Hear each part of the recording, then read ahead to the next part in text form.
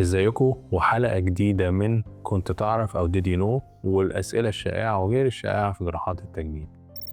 من الحاجات اللي هي الناس كلها بتتكلم عليها دلوقتي هي الليبيديما، أو الاسم العربي بتاعها هو الوزمة الشحمية.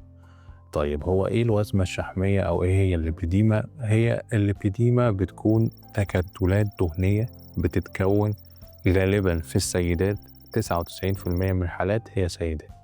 الرجالة لو عنده ليبيديما بيبقى بنسميها احنا كيس ريبورت، ان هي حاجة يعني نادرة الحدوث خالص.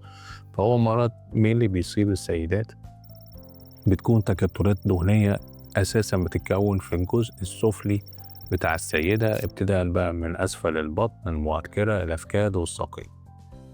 طبعا الليبيديما ليها definition مخصوص ليها، ان هي الدهون دي بتكون عنيدة جدا، ان المريضة تقدر تكسرها عن طريق الدايت او الاكسرسايز او حتى جراحات التكميم او تحويل المسار. في كتير قوي من المرضى اللي بيجولي بيكونوا فقدوا، يعني جربوا ان هم يعملوا دايت واكسرسايز وفقدوا الامل ان هم يخسروا الوزن، وبيضطروا يعملوا جراحات البارياتريك سيرجريز او التكميم وكده، وفي برضه ما بيكسروش الوزن اللي هو موجود او الدهون المتكتلة اللي موجودة في اسفل الجسم. الليبيديما هو مرض مزمن، chronic condition، يعني هو chronic disease، وللأسف هو ملوش علاج. احنا كل الحاجات اللي احنا بنعملها في الليبيديما هي للسيطرة على المرض، وان احنا نحسن الكواليتي اوف لايف بتاعة المريضة، مش ان احنا نإليميت الليبيديما او الوزمة او النقد عليها. عشان كده انا دايما بصمم ان العملية بتاعة الليبيديما هي اسمها الليبيديما ريدكشن سيرجري. لو انت ترجمتها هتبقى جراحة تقليل الليبيديما او الوزمة، وليس ليبيديما إليمينيشن سيرجري، لان احنا ما فيش حاجة اسمها إليمينيشن او ان انت تخلص على الدهون بتاعت الليبيديما. لازم نبقى فاهمين ان الدهون بتتقسم في الجسم عامة الى دهون سطحية ودهون عميقة في اي حتة في الجسم، superficial fat و deep fat. الليبيديما بتتكون في التو compartments دول، بس variation between البيشنتس، وممكن يبقى patients عندهم deep fat اكتر وناس عندهم superficial fat اكتر. عشان كده بيجي دور الالتراساوند ان احنا بنعرف المريضة دي عندها تكتلات اكتر في superficial compartment ولا اكتر في الديب compartment، وبنمانج accordingly. من الحاجات اللي انا قلتها لكم ان احنا دي اسمها ليبيديما ريدكشن سيرجري وليس اليمينيشن، اللي احنا ما نقدرش نشيل كل الدهون 100%، لكن ممكن نشيل 80% من الدهون. ليه ده مهم؟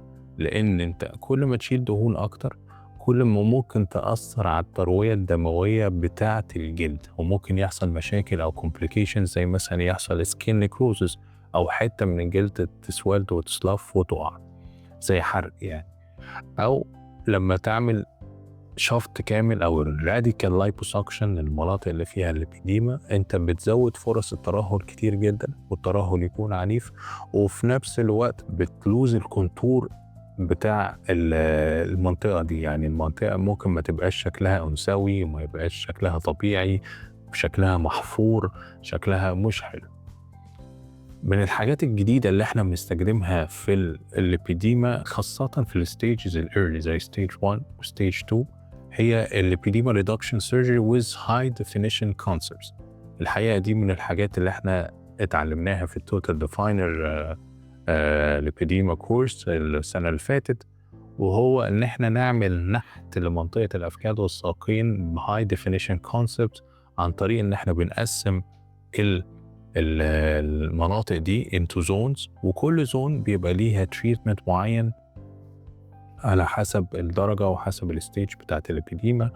بنشفط بفتحات أقل بكتير من التراديشنال اللي هو معروف عن الليبيديما، إن إحنا بنحط فتحة في كل حتة، وأنا ضد الكلام ده تماما. إحنا ممكن نشفط الهول لور ليم أو الرجل كلها أفكاد وساقين ب6 ل7 فتحات فقط، بس يتحطوا في مناطق استراتيجية، يعني مناطق تكون تسهل الوصول للدهون بطريقة سهلة وبطريقة سيف. ال approach أو liposuction landmark approach هو من التكنيكس اللي احنا اتعلمناها في توتال ديفاينر، وهو approach اخترعه دكتور جورجاني، واحد من الليدنج ليبيديما سيرجنز في العالم. وهو اللي أنا بقوله لحضراتكم إن إحنا بنقسم السايز والليجز انتو زونز، ونعمل شافت بتكنيك معين للمناطق دي عشان نحصل على أفضل نتيجة بسيفتي عالية جدا. الليبيديما هو زي ما قلت لحضرتك هو مرض مزمن، والهدف الأساسي منه هو من العملية إن إحنا نimprove quality of life. سؤال شائع جدا، هل يا دكتور مش هحتاج علاج تحفظي بعد العملية؟ لا طبعا بنحتاج علاج تحفظي لفترة 3 شهور بعد العملية. علاج التحفظي ده يشمل جلسات المساج الليمفاوي، يشمل الشراب أو الكولون المخصوص لحالات الليبيديما، وطبعا يشمل أهم حاجة النيوتريشن بلان أو الدايت بلان، إن احنا نحافظ على الأكل والتغذية بعد عمليات الليبيديما عشان ما ترجعش تاني.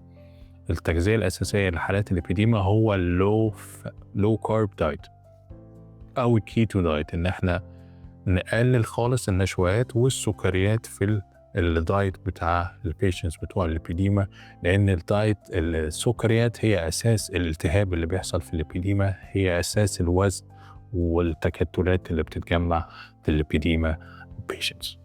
شكرا، ونشوفكم في حلقة جديدة من Did you know أو كنت تعرف، والأسئلة الشائعة وغير شائعة في جراحة التجميل.